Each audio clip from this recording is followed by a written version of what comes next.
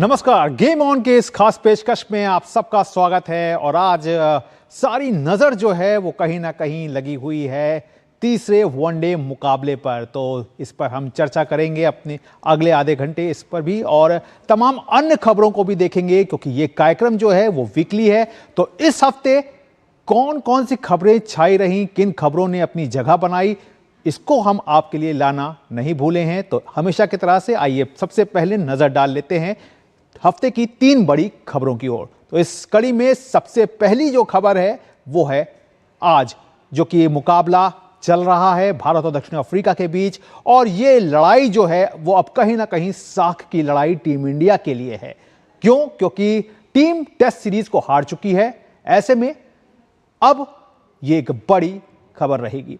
अब दूसरी खबर जो थी वो जूनियर्स जो हैं वो विश्व विजय की ओर हैं। जी हां, जूनियर्स यानी कि भारतीय हॉकी टीम के जो जूनियर टीम है वो सेमीफाइनल में पहुंच चुकी है, और सेमीफाइनल में पहुंचकर टीम ने अपने आप को नए सिरे से सामने रखा है। इस कड़ी में क्वार्टर फाइनल में टीम ने बेल्जियम को शिकस्त दी। वहीं इस हफ्ते की जो तीसरी बड़ी खबर है वो है फीफा विश्व कप का ड्रॉ सामने आ गया। जी हां, इस ड्रॉ पर हम नजर डालेंगे और साथ ही साथ देखेंगे कि इस ड्रॉ में कौन सी वो टीमें हैं जो ग्रुप ऑफ डेथ में हैं। तो आइए शुरुआत करते हैं अपने इस खास कार्यक्रम गेम ऑन की।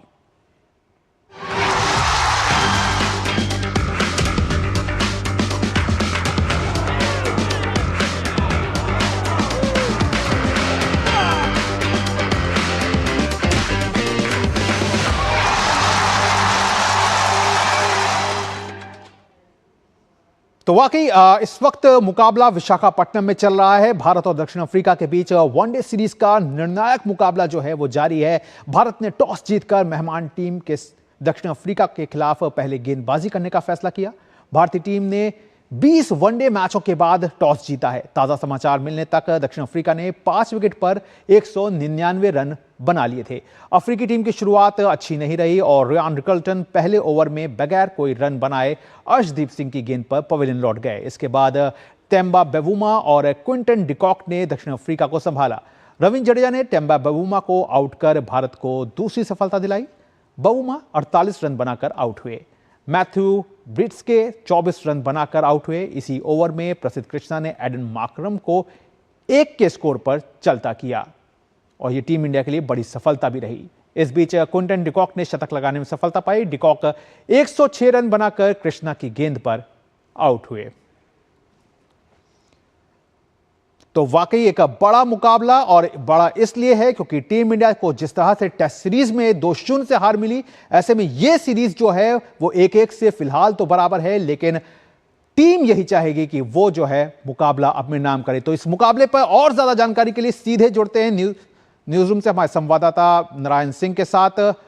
नारायण, अगर आपसे हम जानने की कोशिश करें इस पूरे मुकाबले को लेकर के, तो किस तरह का आप देखते हैं? क्योंकि जो फेरबदल भी आज हमने देखा, एक बदलाव भी हुआ, काफी मांग भी हो रही थी कि इस तरह की एक चेंज जो है वो बहुत जरूरी है, लेकिन अभी फिलहाल जहां पर मैच है उसमें आप दक्षिण अफ्रीका को कहां जाता हुआ देख रहे हैं? जी बिल्कुल, एक अच्छी शुरुआत जरूर की थी साउथ अफ्रीका ने, जिस तरह से किंटन डिकॉक ने एक शतक लगाया और टेम्बा बेवुमा भी एक अच्छी पारी खेल के गए। लेकिन जो प्रसिद्ध कृष्णा को 2 विकेट मिले, कहीं ना कहीं उसने उस रफ्तार पर एक रोक लगा दी। और जिस तरह से भारत आगे गेंदबाजी करेगा, काफी उस पर निर्भर करेगा कैसे वो आगे मैच को कंट्रोल करते हैं। और क्योंकि देखिए, अगर गौरव, सबसे बड़ी बात थी कि भारत ने आज इसमें जो टॉस जीता वो एक महत्वपूर्ण, क्योंकि टॉस बहुत हद तक ये मैच का रिजल्ट डिसाइड कर रहा था, क्योंकि शाम को ड्यू पड़ती है, बॉल काफी गीला हो जाता है। तो उस लिहाज से देखिए तो ये भारत के पक्ष में रहेगा। और जैसे जब साउथ अफ्रीका जो गेंदबाज जब बॉलिंग करने उतरेंगे, कहीं ना कहीं जैसे कि भारत को पिछले 2 मैचों में बाद में गेंदबाजी करते हुए काफी दिक्कत आई थी, वही दिक्कत यहाँ पर साउथ अफ्रीका को आएगी, क्योंकि बॉल गीला हो जाता है। जो नया रूल आया है कि 34वें ओवर के बाद जो 35वां ओवर शुरू होता है, वहां से आप सिर्फ एक ही गेंद यूज कर सकते हो। इस रूल के कारण, एक्चुअली जो रूल बनाया गया था ये बॉलर्स को फेवर करने के लिए बनाया गया था, ताकि गेंद और जो बल्ले में है उसका जो बैलेंस एक बना रहे, लेकिन जब ड्यू होता है, जब बॉल पे पानी पड़ता है कहीं ना कहीं, तो उस स्थिति में ये गेंदबाजों के लिए काफी मुश्किल हो जाता है, क्योंकि गीली गेंद हो जाती है और जब पुरानी हो जाती है तो उसको कंट्रोल करना और ग्रिप करना काफी मुश्किल हो जाता है। तो इस लिहाज से साउथ अफ्रीका जब गेंदबाजी करने आएंगे, उनके गेंदबाज जब गेंदबाजी करने आएंगे, तो कहीं ना कहीं उनको भी दिक्कत होगी। और इस अगर देखिए तो पिछले दो मैच थे, वो भी 350 के लगभग उनका स्कोर था, और जो पिछला मैच था उसमें लग नहीं रहा था कि साउथ अफ्रीका इतना बड़ा चेस कर पाएगी, लेकिन जिस तरह से उनके बल्लेबाजों ने दिखाया अपना दम, वो कहीं ना कहीं उनको तारीफ करनी पड़ेगी। और भारतीय जो लचर गेंदबाजी हुई बीच में 34 ओवर के बाद, कहीं ना कहीं उसका भुगतान इंडिया को झेलना पड़ा। लेकिन इस मैच में कोशिश रहेगी इंडिया की, इस मैच को जीत के सीरीज अपने नाम करें। बिल्कुल अपने नाम करने की रहेगी, लेकिन नारायण यहां पर एक जो बदलाव भी देखने को मिलेगा, क्योंकि पहले जो दो मुकाबले रहे उसमें आपने पहले बल्लेबाजी की, आपको एक स्कोर जो है वो सेट करना था, लेकिन अब आपके सामने चुनौती होगी एक चेस करने की। तो जिस तरह से हमने देखा है कि भारतीय टीम का जो मध्यक्रम है वो एक कहीं ना कहीं चिंता का विषय बना हुआ है, बहुत ज्यादा आप रिलायबल हैं रोहित और विराट के ऊपर। फिर अगर बाद में निचले क्रम पे आए तो जिस तरह से हमने पिछले मैच में देखा था कि 10 ओवर में केवल आप 74 रन ही बना पाए थे, जो कि बहुत अच्छी एक तस्वीर जो है आपकी पेश नहीं कर रहा था। तो इन सब परिस्थितियों के बीच में आप कैसे देखते हैं टीम इंडिया को? जी बिल्कुल, जो आपने बात की कि जो लोअर ऑर्डर है काफी, अगर देखिए तो पिछला मैच भी जिस तरह से एक अच्छी रफ्तार से हम रन बना रहे थे, जब जडेजा और वाशिंगटन सुंदर कहीं कहीं वो रफ्तार, वो स्ट्राइक रेट से रन नहीं बना पाए, और वही कहीं ना कहीं उसका खामियाजा जो भारत को भुगतना पड़ा। और देखिए जब 34 ओवर के बाद अगर कंपेयर करें दोनों टीमों को, 34 जो पिछला जो मैच था रायपुर में, 34 ओवर के बाद जो भारत का स्कोर था 248 रन का था, 2 विकेट के नुकसान पर। वहीं अगर साउथ अफ्रीका की बात करें तो 34 ओवर के बाद उनका जो स्कोर था 209 रन का था, 34 ओवर के बाद 3 विकेट के नुकसान पर। और जो अंतिम 16 ओवर हुए उनमें काफी डिफरेंस हुआ। अंतिम 16 ओवर में जो भारतीय टीम है केवल 109 रन बना पाई, जबकि साउथ अफ्रीका ने उस अंतिम 16 ओवर में 148 रन बनाए। तो वो डिफरेंस नजर आया, और शायद अगर भारत के बल्लेबाज उन ओवर्स में कहीं एक अच्छा एक्सीलेट करके रन बनाते और 30-40 रन और बन जाते कहीं ना कहीं, तो भारत के हाथ में वो मैच था। क्योंकि पिचें जो है काफी आप कह सकते हैं कि बैटर्स को फेवर कर रही हैं। तो ऐसी स्थिति में आपको जो एक जो टेम्पो मिला है, जो रोहित ने स्टार्टिंग में दिया था, विराट ने स्टार्टिंग में दिया था, और जिस तरह से केएल राहुल भी शानदार पारी खेल के गए थे, तो उसको आपने कंटिन्यू करना था। क्योंकि इन पिचों पे 350 भी एक सेफ टारगेट नहीं कह सकते हम। तो आज कोशिश होगी भारतीय बल्लेबाजों की, क्योंकि जब वो आएंगे, क्योंकि थोड़ा ड्यू भी फैक्टर रहेगा, तो गेंद को ग्रिप करना मुश्किल रहेगा साउथ अफ्रीकन के लिए। तो कहीं ना कहीं जीतने की कोशिश होगी इस मैच को। बिल्कुल नारायण, नारायण आपसे अगर इस पूरी सीरीज पर अगर बात करें तो काफी सारे सवाल जो हैं वो बाहर हल्ला मचा रहे हैं, यानी कि शोर है बाहर काफी ज्यादा, लेकिन जीत और हार भी काफी कुछ तय करेगी। जीतती है टीम इंडिया तो फिर ये शोर जो है कुछ समय के लिए थम सकते हैं, लेकिन अगर हार यहाँ पे होती है तो फिर काफी सारे सवाल जो हैं वो बॉक्स से निकल करके सामने आएंगे। तो अगर इस पर बात करें, खासतौर से विराट कोहली ने तो जो अपना परफॉर्मेंस दिया वो तो एक अलग परफॉर्मेंस उनका है ही है, लेकिन अगर बेंच स्ट्रेंथ की बात करें और जिस तरह से बात हुई थी नीतीश कुमार रेड्डी को लेकर आने की, तो उस सब को आप किस तरह से देखते हैं? गौरव देखिए, जो यहाँ पर परिस्थितियां हैं, अगर वाशिंगटन सुंदर जो बॉलिंग जो जब अगर दिक्कत ये की थी, भारत लगातार टॉस हार रहा था, और टॉस हारते हैं तो आपको कहीं ना कहीं आप एक बैकफुट पे आते हैं इन परिस्थितियों में। क्योंकि आपको कोई भी टीम जो टॉस जीतेगी वो पहले गेंदबाजी करेगी। तो साउथ अफ्रीका ने भी देखिए दोनों मैचों में यही किया, और भारत ने भी आज टॉस जीतकर वही किया, पहले गेंदबाजी का फैसला किया। तो उन परिस्थितियों में एक जो टीम थी, जो प्लेइंग 11 का तालमेल उसमें बैठ नहीं पा रहा था। क्योंकि देखिए अगर आपको बाद में गेंदबाजी करनी पड़ती तो स्पिनर्स ज्यादा इफेक्टिव नहीं होते, तो उस रोल में वाशिंगटन सुंदर फिट नहीं बैठ रहे थे। तो वैसी परिस्थिति में तो नीतीश कुमार रेड्डी को लेके आया गया, और कहीं ना कहीं वो अपनी भूमिका में नजर आएंगे। तो और दूसरी बात ये है कि सबसे इंपॉर्टेंट बात आप देखिए कि कहीं ना कहीं जो एक फ्लो ऑफ रन था उसमें भारतीय जो बल्लेबाज थे वो एक डाउन द ऑर्डर उसमें सफल नहीं हो पा रहे थे। तो कुल मिलाकर जैसे आपने कहा कि जब टीमें जीतती हैं तो हार जाती हैं। देखिए इससे पहले हम बात कर रहे थे टेस्ट सीरीज की, जो भारत साउथ अफ्रीका से टेस्ट सीरीज हारा, और 12 महीनों के अंदर ऐसा हो कि भारत टेस्ट सीरीज हार गया। लेकिन जैसे ये वनडे फॉर्मेट में आया, हम उसकी बात छोड़ के फिर से वनडे फॉर्मेट की बात करें, उस बात को भूल गए। लेकिन परफॉर्मेंस जो होता है, जीत जो होती है, हमेशा आपके जो हार के गम है उनको भुला देती है। कहीं ना कहीं भारतीय टीम की भी कोशिश यही रहेगी कि तो आज मैच जीतें, और जो भी कंट्रोवर्सीज हुई थी टेस्ट मैच को हार के, और जो पिछला वनडे हम हारे एक 358 रन 360 के करीब बनाने के बाद भी, तो वो शायद ये जो जीत है उसमें एक विराम लगा सकती है। जी बिल्कुल बिल्कुल नारायण, जाहिर तौर पर हर कोई यही चाहेगा कि ये सीरीज का कहना चाहिए कि जो वनडे सीरीज है, कम से कम टेस्ट तो हार गए लेकिन वनडे यहां से हम जीत कर बढ़े, ताकि बढ़े हुए मनोबल के साथ हम T20 सीरीज के लिए उतरें। बहरहाल आपने तमाम जानकारी दी, इसके लिए आपका बहुत बहुत शुक्रिया। तो फिलहाल यहां पे वक्त हो गया एक छोटे से ब्रेक का। आप देखते रहिए DD न्यूज।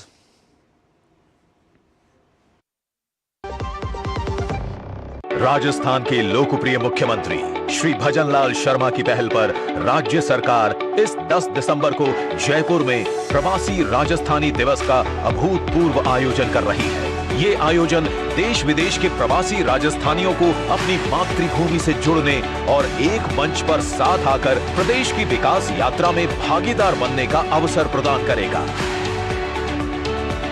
आइए अपनी जड़ों से जुड़ें और तेजी से बढ़ते राजस्थान के साथ आगे बढ़ें।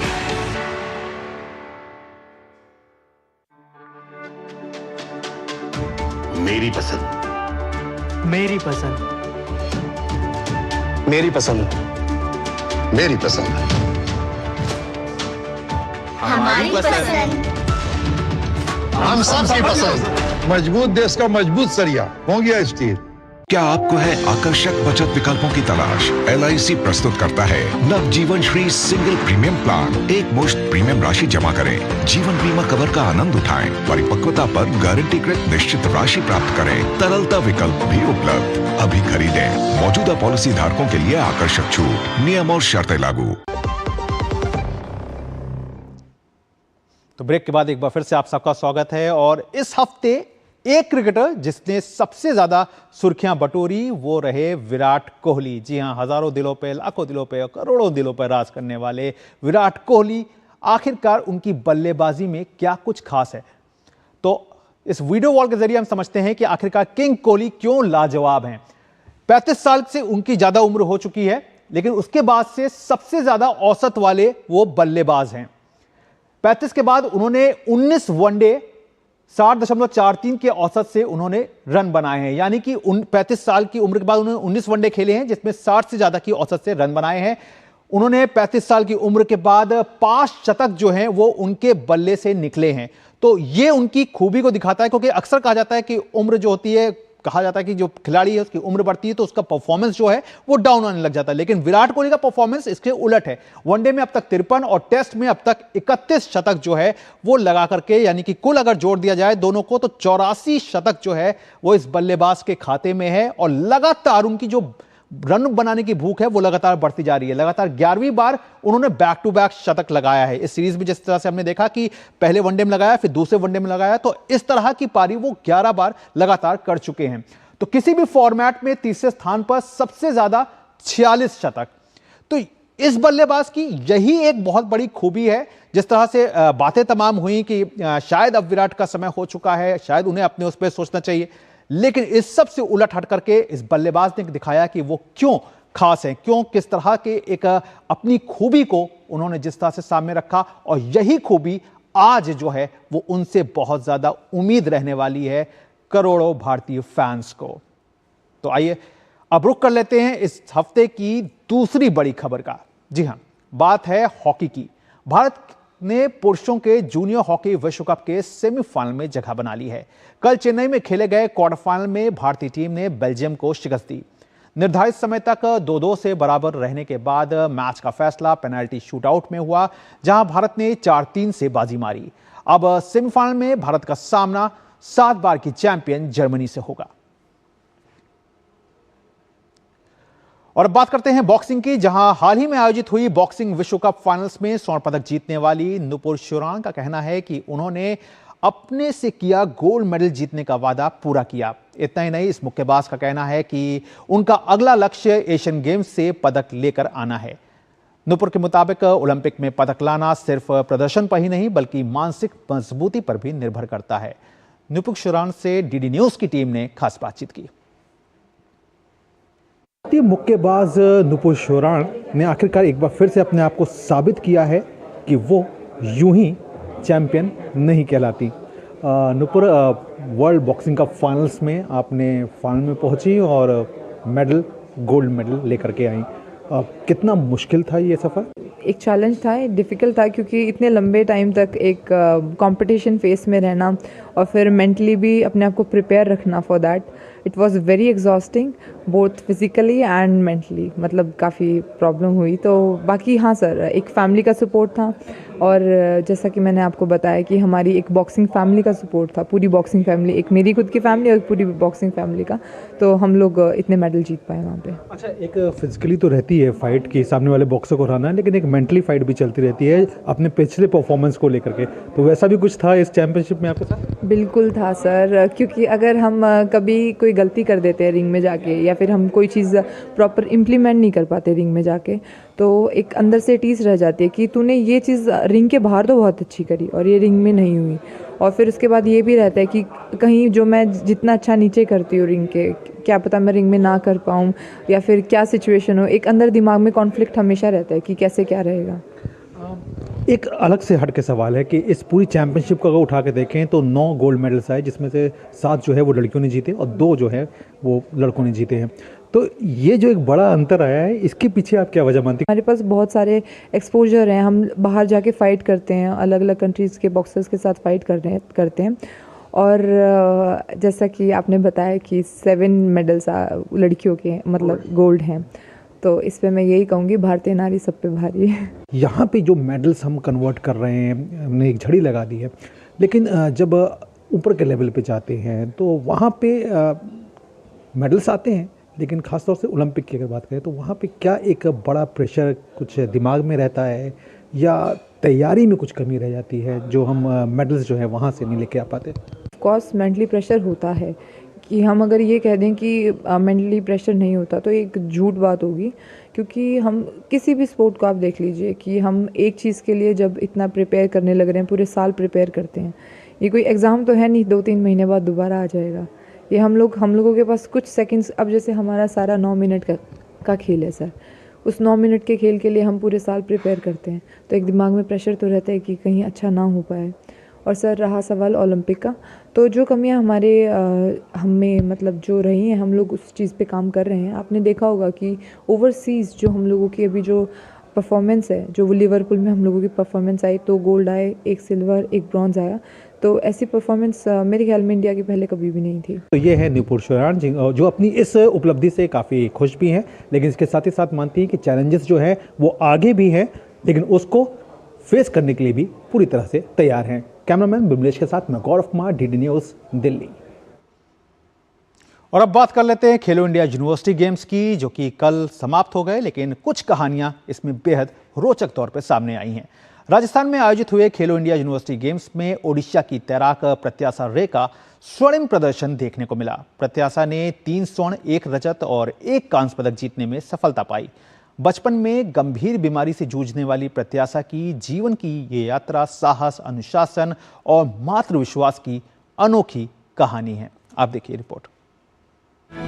कभी अस्पतालों के लगातार चक्कर लगाते हुए बीमारी से जूझती एक नन्ही बच्ची आज भारत की शीर्ष तैराकों में शुमार है। राजस्थान में चल रहे खेलो इंडिया यूनिवर्सिटी गेम्स में पदकों की झड़ी लगाने वाली ओडिशा की युवा तैराक प्रत्याशा रे के जीवन की यात्रा साहस, अनुशासन और मातृ विश्वास की अनोखी कहानी है। प्रत्याशा का बचपन बीमारी और असमंजस में बीता। जन्म के कुछ सप्ताह बाद दवाइयों के विपरीत प्रभाव ने उनके शारीरिक विकास को रोक दिया। 3 वर्ष की उम्र तक अस्पताल के वार्ड और दवाइयों की बोतलें उनकी दिनचर्या का हिस्सा बन चुकी थीं। इसी दौर में उनकी मां चारुश्री ने वाटर थेरेपी को आजमाने का निर्णय लिया। इस निर्णय ने प्रत्याशा की जिंदगी की दिशा ही बदल दी। 3 साल की प्रत्याशा जब पहली बार स्विमिंग पूल में उतरी तो डर स्वाभाविक था, लेकिन पानी ने धीरे धीरे उनके स्वास्थ्य में अप्रत्याशित सुधार लाना शुरू किया।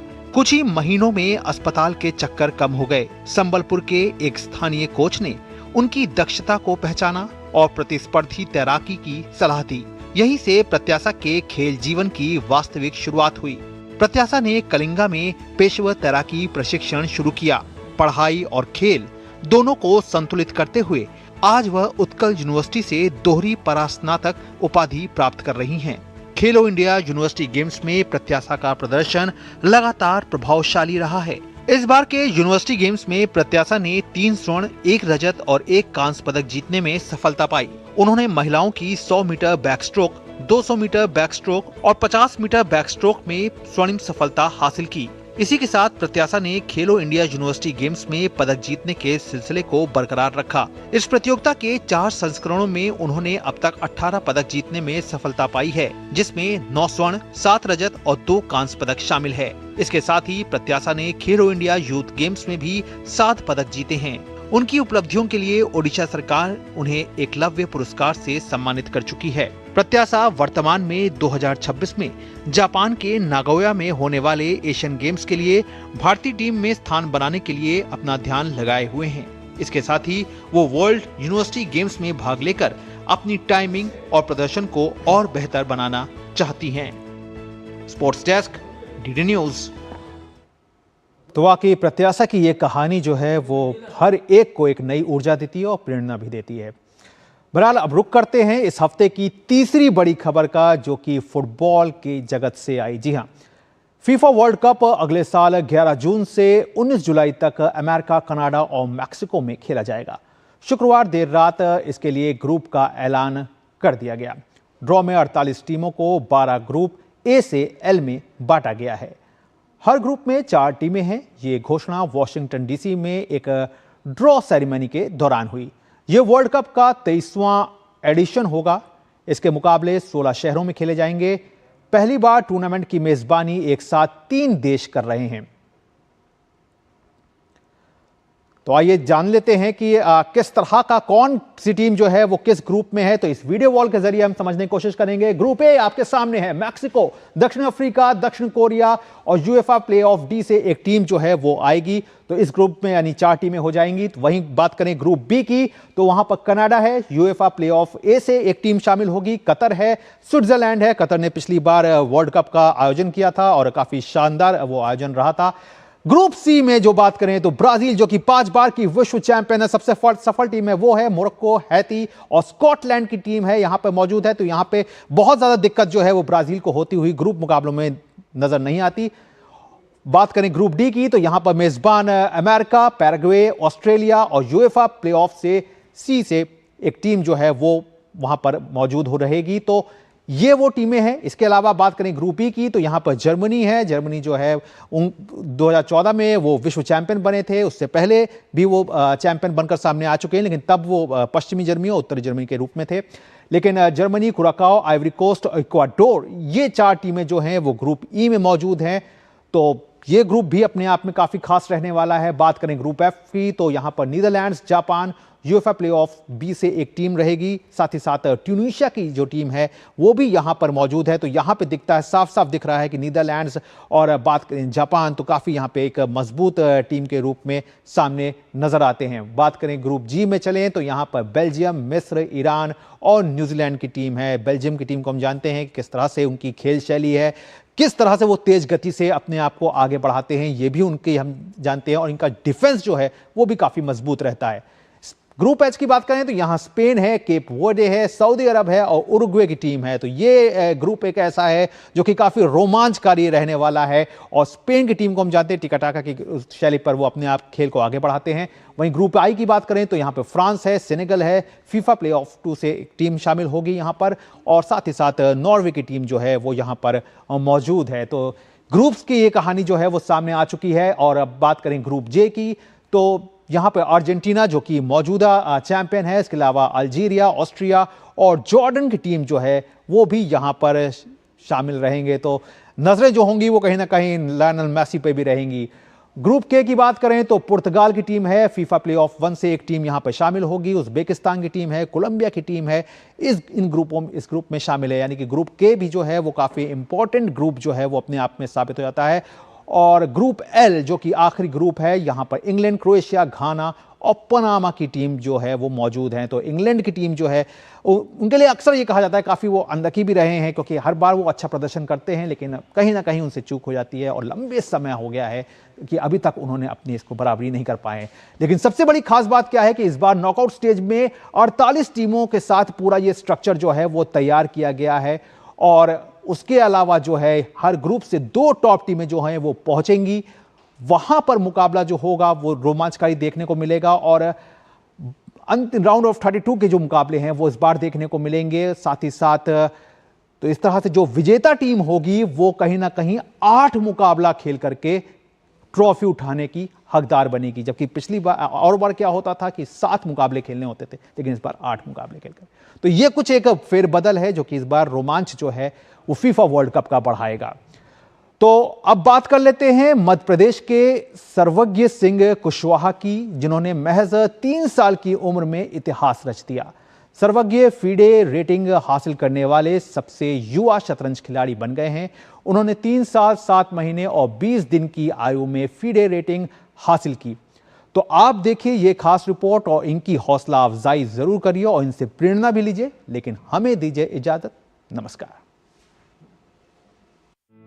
मध्य प्रदेश के सर्वज्ञ सिंह कुशवाहा शतरंज के इतिहास में आधिकारिक फीडे रेटिंग हासिल करने वाले दुनिया के सबसे युवा खिलाड़ी बन गए हैं। सर्वज्ञ सिंह कुशवाहा ने सिर्फ 3 साल 7 महीने और 20 दिन की आयु में फीडे रेटिंग हासिल कर ली है।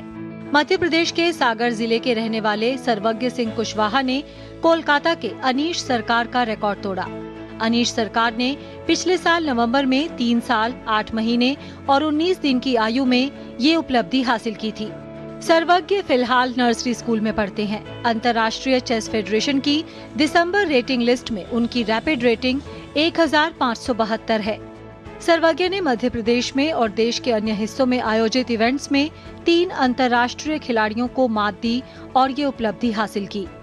नन्हे सर्वज्ञ का स्क्रीन टाइम कम करने के लिए उनके माता पिता ने उनका शतरंज से परिचय कराया। सर्वज्ञ ने सितंबर में अपने पहले रैपिड रेटिंग टूर्नामेंट में हिस्सा लिया था। मंगलुरु में आयोजित 24वें आरसीसी रैपिड रेटेड कप में उन्होंने 1542वीं रेटिंग के खिलाड़ी को हराया। अक्टूबर में उन्होंने छिंदवाड़ा और इंदौर में 2 रैपिड रेटिंग टूर्नामेंट्स में हिस्सा लिया। पहले इवेंट में उन्होंने 1542वीं रेटिंग के उसी खिलाड़ी को दोबारा हराया। वहीं दूसरे इवेंट में 1696वीं रेटिंग के खिलाड़ी को हराकर अपनी पहली रेटिंग हासिल की। फीडे रेटिंग हासिल करने के लिए एक खिलाड़ी को कम से कम एक अंतर्राष्ट्रीय खिलाड़ी को हराना होता है। हालांकि सर्वज्ञ अलग अलग टूर्नामेंट्स में 3 खिलाड़ियों को हरा चुके हैं। सर्वज्ञ की ये उपलब्धि शतरंज की दुनिया में भारत के बढ़ते वर्चस्व की एक नई कड़ी है। भारत के डी गुकेश मौजूदा विश्व चैंपियन हैं, वहीं भारत की दिव्या देशमुख महिलाओं की विश्व कप विजेता हैं। Sports desk, DD news.